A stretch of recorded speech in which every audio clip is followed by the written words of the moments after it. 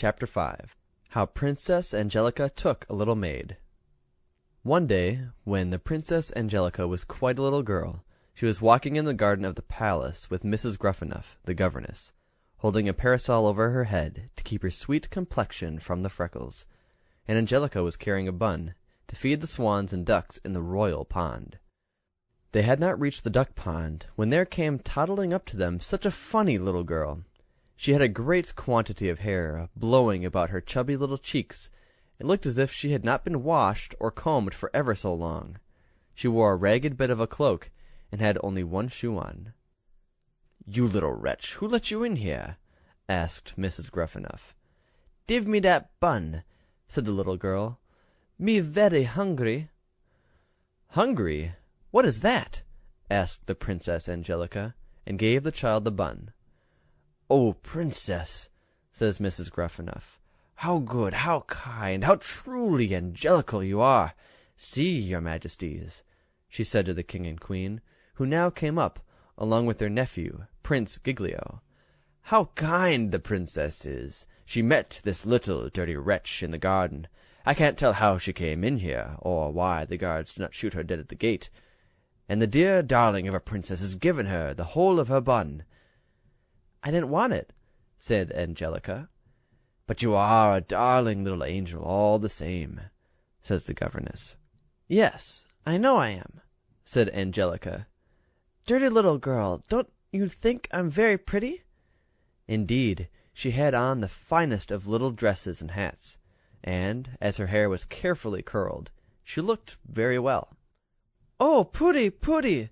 says the little girl, capering about, laughing and dancing, and munching her bun, and as she ate it she began to sing. "Oh, what fun to have a plum bun! How I wish it never was done!" At which, and her funny accent, Angelica, Giglio, and the King and Queen began to laugh very merrily. "I can dance as well as sing," says the little girl. "I can dance, and I can sing, and I can do all sorts of ting." And she ran to a flower bed, and pulling out a few polyanthuses, rhododendrons, and other flowers, made herself a little wreath, and danced before the King and Queen so drolly and prettily that everyone was delighted. "Who was your mother? Who were your relations, little girl?" asked the Queen. The little girl said, "Little Lion was my brother, great big Lioness my mother, never heard of any other." And she capered away on her one shoe, and everyone was exceedingly diverted. So Angelica said to the Queen, "Mamma, my parrot flew away yesterday out of its cage, and I don't care any more for any of my toys, and I think this funny little dirty child will amuse me. I will take her home, and I will give her some of my old frocks." "Oh, the generous darling!" says Mrs. Gruffanuff. "Which I've worn ever so many times, and I am quite tired of," Angelica went on. "And she shall be my little maid. Will you come home with me, little dirty girl?" The child clapped her hands and said, "Go home with you, yes, you pretty princess. Have a nice dinner and wear a new dress."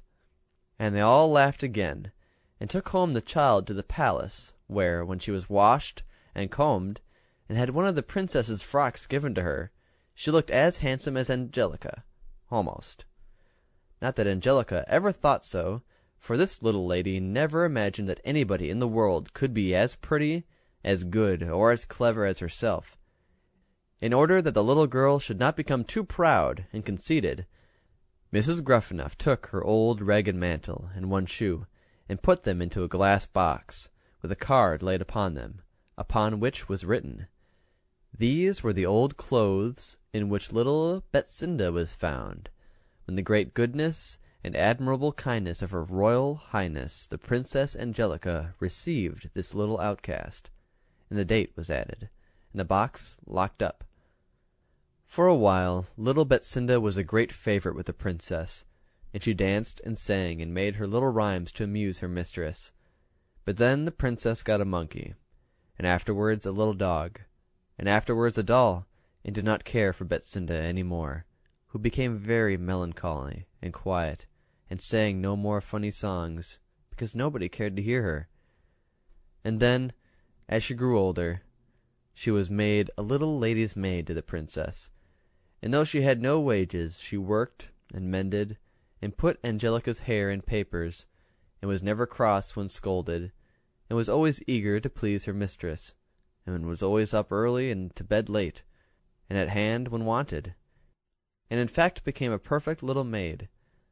So the two girls grew up, and when the princess came out, Betsinda was never tired of waiting on her, and made her dresses better than the best milliner, and was useful in 100 ways. Whilst the princess was having her masters, Betsinda would sit and watch them, and in this way she picked up a great deal of learning, for she was always awake, though her mistress was not, and listened to the wise professors when Angelica was yawning or thinking of the next ball. And when the dancing master came, Betsinda learned along with Angelica, and when the music master came, she watched him, and practiced the princess's pieces when Angelica was away at balls and parties.